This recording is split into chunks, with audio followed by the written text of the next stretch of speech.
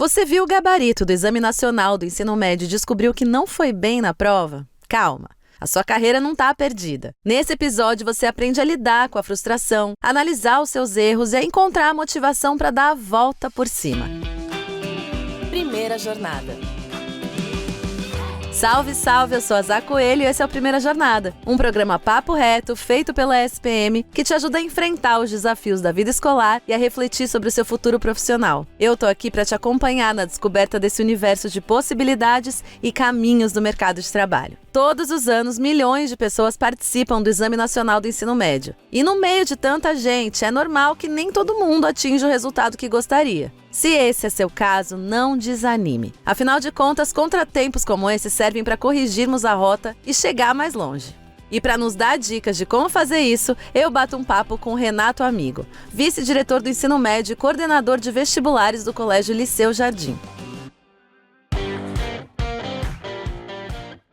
Seja muito bem-vindo à Primeira Jornada, Renato. Oi, Zá, tudo bem? Como é que você tá? Como é que estão nossos ouvintes? É uma honra e um prazer poder estar aqui conversando um pouquinho com vocês sobre esse assunto tão importante, né? Pois é, vamos falar sobre esse assunto que toca, né, sensível e que acho que a gente está aqui para dar um acolhimento para quem está se sentindo angustiado. Dentre tantos momentos difíceis da vida, esse é um que a gente tem que ter calma para pensar, né? Então vamos lá, Renato. Não tive um bom desempenho no Enem. E agora? O que dá para fazer? Esse é o fim da minha carreira? Não é, né? Vamos lá. Primeiro, costumo sempre dizer para os alunos, né, para todo mundo que eu oriento, enfim, que eu conheço e que vive, passa por esse momento, o que é ir mal no Enem, o que é ir bem no Enem, né? Essa é uma prova que, basicamente, ela tem que ser encarada pelos alunos como uma medição do conhecimento, não tem muito como fugir disso, e o ir bem ou ir mal, ele é absolutamente relativo, porque dentro da, vamos chamar assim, da crueldade dos vestibulares, é um processo que não depende só de você, né? É um processo que depende dos outros. Então, ir bem ou ir mal vai depender de muitos fatores e que naquele momento da prova, no pós-prova, não é adequado, ou pelo menos não é saudável do ponto de vista mental, os alunos ficarem pensando muito nisso. Costumo sempre fazer as comparações famosas de carreira. Por exemplo, para um aluno que quer medicina, ficar com uma média de 750 no Enem é ir mal. Agora, para um aluno que quer engenharia, 750 é ir muito bem. Então, o bem ou mal, ele é relativo e ele é proporcional à carreira que o aluno, enfim, está desejando. E aí você colocou um ponto muito interessante, né? É o fim da minha carreira? Na verdade, a nossa carreira, ela não tem um fim, principalmente dos adolescentes, né, que nos ouvem aí, dos vestibulandos e vestibulandas, na verdade, a carreira ainda vai começar e tem que ter muita calma, muita paciência. Se de fato essa é a carreira que você deseja, se de fato essa é a carreira que você almeja, se você pesquisou, se você sabe que é isso que você quer, não pode ser um vestibular, não pode ser uma prova, não pode ser um evento que vai te tirar desse rumo, porque esse caminho é seu, e aí vai depender muito de você encarar esse processo para poder continuar. Então não é o fim da carreira, muito pelo contrário, de repente até um tempinho para você amadurecer um pouquinho mais as ideias, entender um pouquinho mais, desenhar e planejar um pouquinho melhor aí o seu futuro. Ah, legal, muito bom esse ponto de vista que você traz, Renato, porque às vezes o aluno, a aluna fica se sentindo a pior, né, aluno do mundo, assim, não sou capaz, não sou inteligente. São pensamentos, né, que ficam rondando a mente dessas pessoas. Eu acho super importante trazer esse ponto de que, gente, a carreira tá começando e se existe esse foco, como você falou, você pode encontrar caminhos e momentos e respiros para que isso aconteça lá na frente. O lance é acalmar o coração, né? Como é que você acha que dá para fugir desse sentimento, transformar isso em motivação? O primeiro momento, eu acho que ele é importante a gente saber nomear as emoções e a gente saber viver.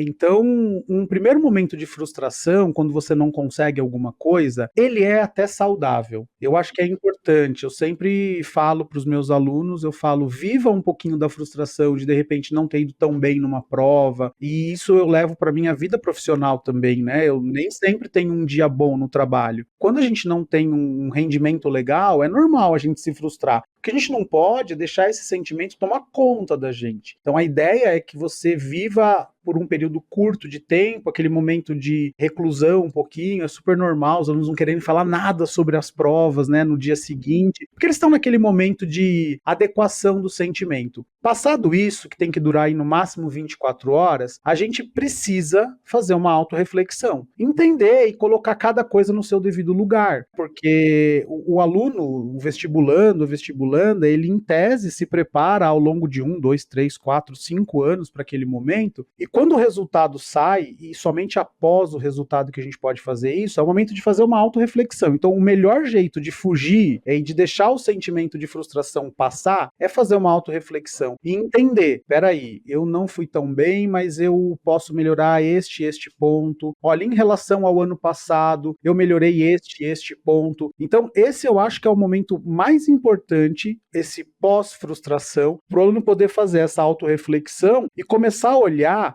para aqueles pontos de melhoria, porque todo processo, e aí vale ressaltar isso para qualquer aluno e, enfim, para qualquer profissão, todo processo que a gente precisa passar por ele algumas vezes, eles são sempre passíveis de melhora. Esse é o momento de identificar eventuais pontos de melhoria dentro destes processos. Então, eu acho que passado o primeiro momento aí de maior tristeza, é fazer uma autorreflexão. E entender também, e eu acho que isso é muito importante, né, Zá? E às vezes os adolescentes eles se esquecem um pouquinho disso. Entender tudo aquilo que passou com ele no dia da prova, na véspera da prova, né? Eu acho que é importante ele também colocar esses pontos na balança, né? Isso, inclusive, que você traz, Renato, é pra vida, né? Qualquer situação que você se deparar e você não sentir que se desempenhou bem naquele momento ou se sentiu frustrado, é importante ter uma análise objetiva depois pra se conhecer, né? Até esse ponto que você trouxe, assim, dele olhar o que aconteceu no dia da prova, como ele tava. Por exemplo, se ele estudou pra caramba, ela estudou pra caramba, mas mesmo assim foi mal. Que tipo de fator pode ter influenciado? Onde que esse aluno, essa aluna podem olhar para tentar evoluir na próxima vez?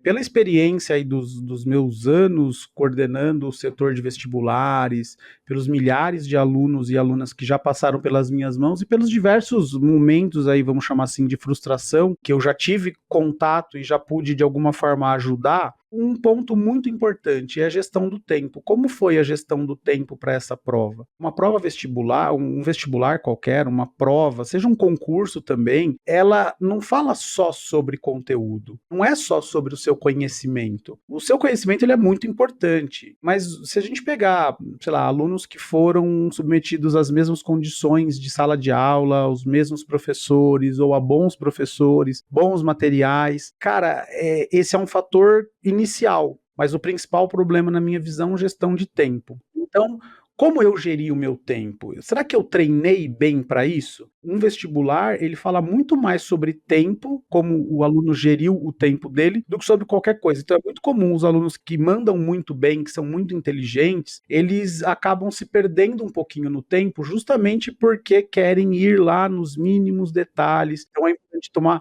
bastante cuidado com essa gestão, vamos dizer assim, do tempo. Um outro fator que é muito relevante também é o dia anterior da prova. A prova, ela não começa, né, a gente está falando, obviamente, do Enem, né, que é o tema aí da nossa reflexão, mas a gente pode levar isso para qualquer prova. O que eu fiz no dia anterior? Como que eu passei o meu sábado, no caso do Enem, que a prova é sempre aos domingos, né? Então, de repente, o aluno passou com aquela loucura de estudar bastante, de tentar revisar um monte de coisa, e isso é lotérico, porque você tem aí 3 anos de conteúdo, quem disse que você vai acertar na véspera aquele assunto para revisar? Então, o ideal para esse tipo de aluno é sempre pensar assim, olha, eu vou relaxar no dia anterior, eu vou fazer algo que eu goste, eu vou tentar cansar um pouquinho o meu corpo, porque vai ser mais fácil para eu dormir na noite anterior.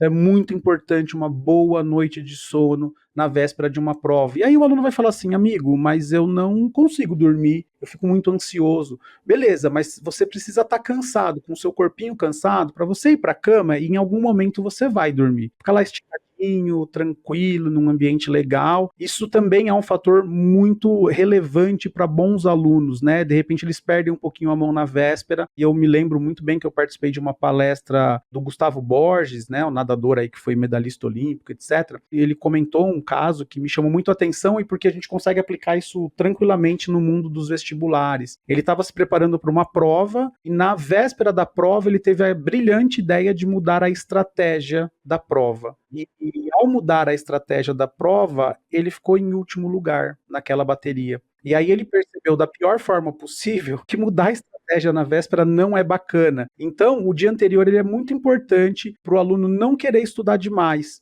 E ainda falando sobre esse assunto, o desconhecimento também do esquema da prova. Às vezes o aluno é super competente, entende de todos os conceitos, sabe calcular todas as áreas da matemática, os sólidos geométricos, entende tudo de história, entende tudo de geografia, mas não entende da prova, não sabe o tamanho dos textos que ele vai encontrar. E aí ele começa a perder muito tempo com questões difíceis, ele começa a dar uma ignorada nas questões mais fáceis, ele acaba meio que caindo nos famosos distratores do Enem, né? Então, isso também é um fator muito importante. E por último, né, só para a gente elencar aí 4 fatores, né, para não me alongar muito, a falta de treino real. Porque uma coisa é você pegar uma prova, e eu vivo isso diariamente, se eu entregar uma prova para os meus alunos e falarem, olha, faz no seu tempo, não tem problema, leva quanto tempo você quiser, só me entrega ela pronta. Cara, eles vão fazer, porque em algum momento eles vão se lembrar, eles vão forçar um pouquinho a cabecinha, vão lá tentar fazer uma tentativa e erro, eles vão conseguir chegar nas respostas. Mas o treino real, que é o treino contra o cronômetro, que eu brinco contra o relógio, cara, isso é impactante. Então, às vezes o aluno é muito bom, mas ele não treinou considerando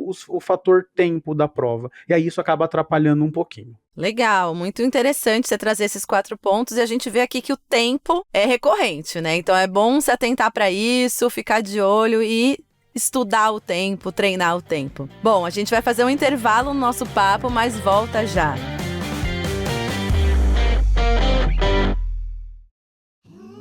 SPM, a inovação não é apenas um diferencial, é uma exigência. Um lugar onde celebramos o inusitado. Aqui, o aprendizado vai além da sala de aula. Vivemos experiências internacionais e aprimoramos habilidades além do tradicional. Criamos networking de verdade, sendo referência na produção de conhecimento. Juntos, vamos liderar o futuro, seja ele qual for. E aí, vem com a gente? ESPM, o inusitado em constante movimento.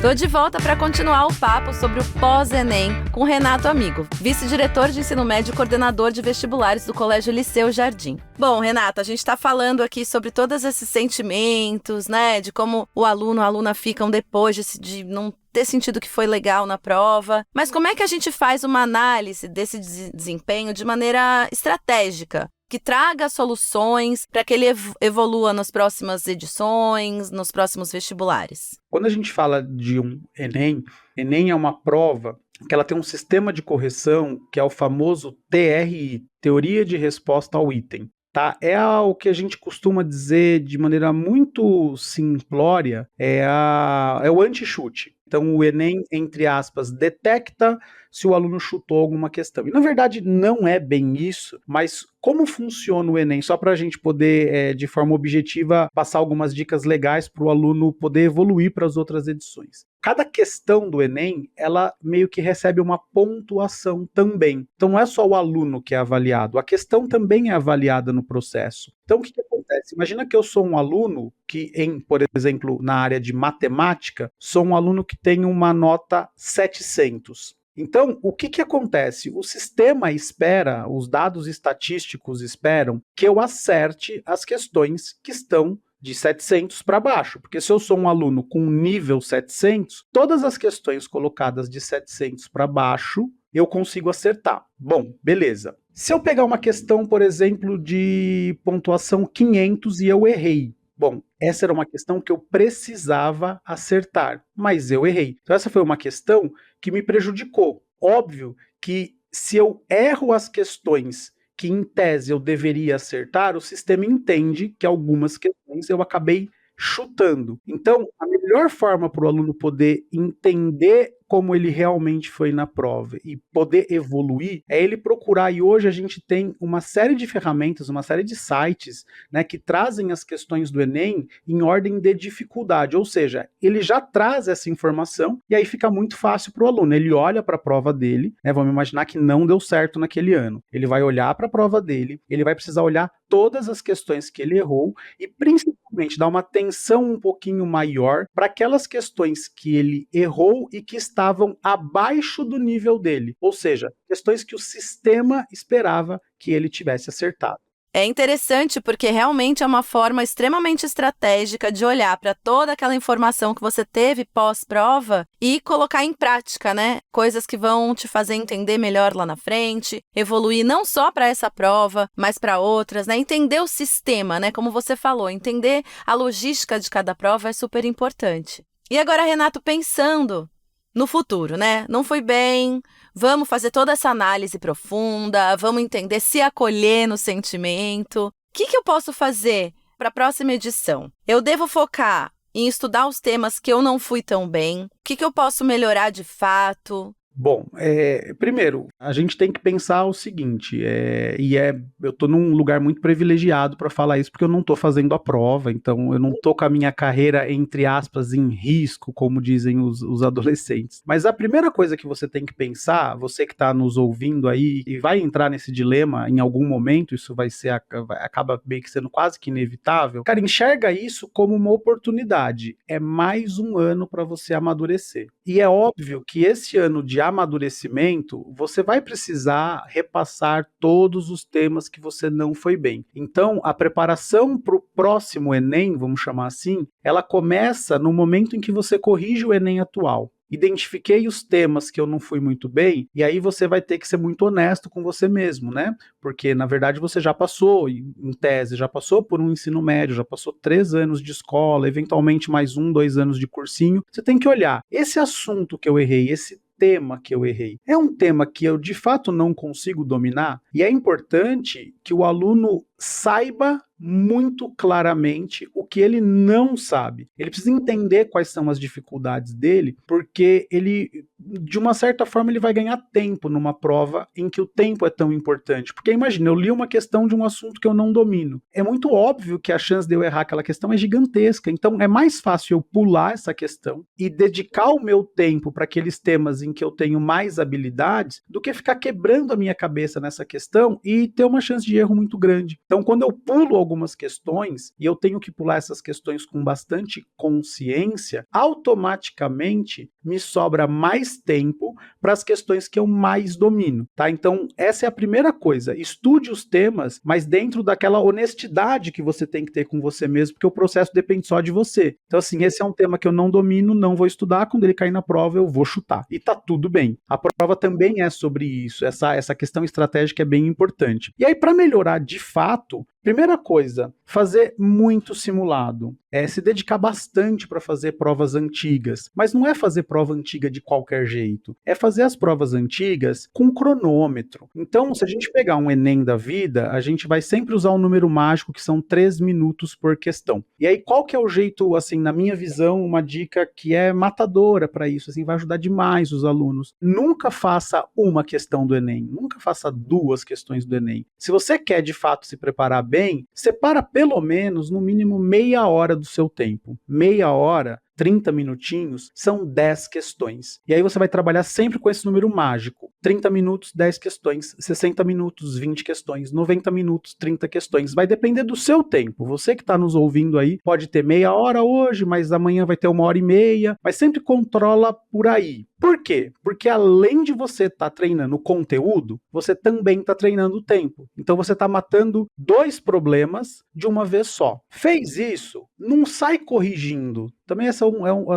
é um dos maiores equívocos dos alunos. Eles fazem 10 questões que querem corrigir. E de repente eles pegaram uma sequência de 10 questões muito difíceis. E aí ele vai corrigir, errou todas. Errou 9. Aí ele vai achar o quê? Que ele é incompetente, que nunca mais vai dar certo, que ele emburreceu nesse 1 ano, etc e tal. A ideia é fazer pelo menos umas 180 questões para você poder corrigir. E aí, quando você tem 180 questões, é natural que você vai identificar identificar erros recorrentes. Esse é o segredo, é a mágica. Quando você identifica erros recorrentes, por exemplo, em matemática, imagina que eu estou errando toda hora questões de função de segundo grau. Ou seja, não precisa ninguém me dizer que função de segundo grau é algo que eu não entendo. Por quê? Quando eu aplico a prova que eu desejo fazer, eu estou errando recorrentemente. Então, vou até o meu professor, vou até uma videoaula, enfim, eu vou ter que dar um jeito de aprender função de segundo grau, porque eu estou errando muito. Agora, de repente, matrizes, eu nunca errei. Aí errei uma vez. Eu preciso me preocupar com esse assunto? Não, porque esse assunto é um assunto que você não errou recorrentemente. Portanto, ter provas anteriores, ter simulados, fazer tudo com cronômetro e saber analisar o seu erro. E quando a gente fala analisar o erro, aí fica uma dica para os alunos também. Você, quando está fazendo um simulado, uma prova anterior, marca na prova aquelas questões que você eventualmente ficou na dúvida entre duas alternativas ou que você chutou. Porque, para fins de estudo, para fins de preparação, chutei, estava em dúvida entre duas alternativas. Tudo isso é considerado erro. Então, tudo isso precisa ser analisado. E não é analisar só a alternativa correta. Errei, não era A, era a E. Vou entender por que a E. Não. Entende por que não é a A.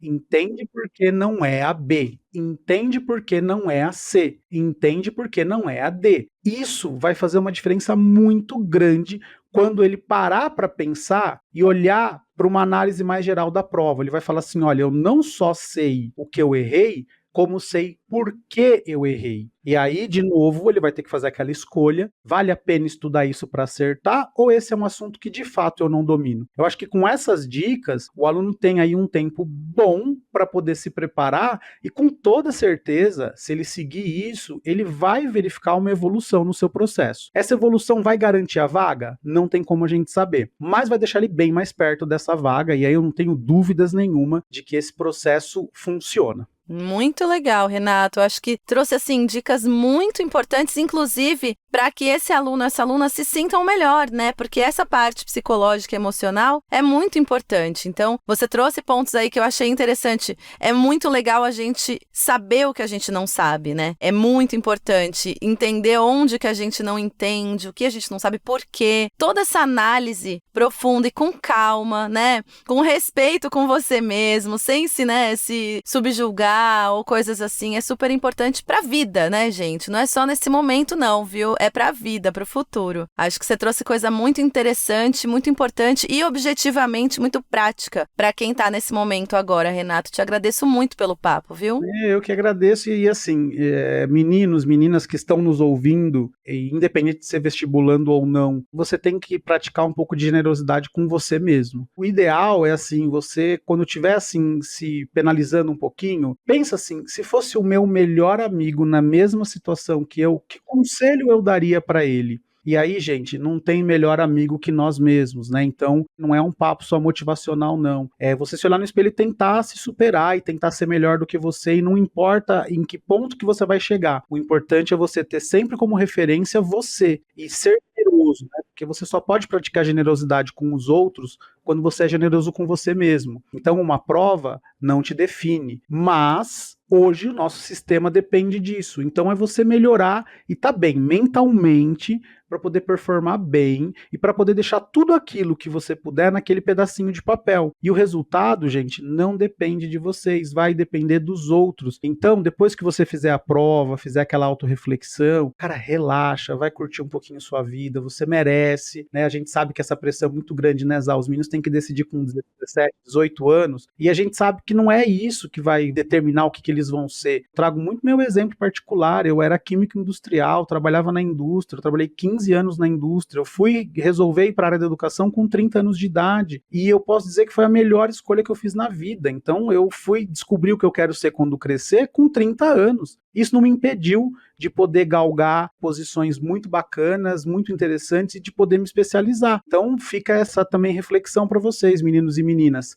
Calma, tudo no tempo vai dar certo. Acredita nas dicas que vai dar certo. Vai dar certo, sejam generosos com vocês, gente. Vocês merecem, todo mundo merece. E essa coisa que você falou de carreira, de mudança, nunca tem um ponto final, gente. Nunca. Ela pode mudar amanhã também, né? Às vezes a gente acha que tá num lugar. Eu também comecei numa carreira, tô em outra e sempre aberta a entender quem é a gente, fazer essa análise pessoal, entender os nossos desejos, nossa felicidade onde tá. Então assim, gente, relaxa um pouquinho, que como o Renato falou, vai dar tudo certo. Obrigada, viu, Renato?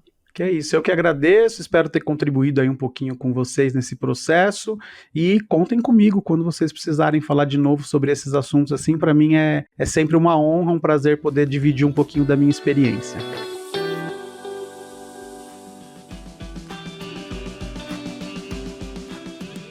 Como ouvimos no programa de hoje, é normal ficar triste em momentos como esse, mas o importante é não deixar esse sentimento de desanimar. Tome o seu tempo para se recuperar e depois bola pra frente. O próximo Enem tá logo aí e você tem tudo o que precisa para conseguir aquela nota. E não se esqueça de seguir o Primeira Jornada na sua plataforma de podcast preferida e avaliar o programa. Até mais, fui! Este podcast foi editado pela Maremoto.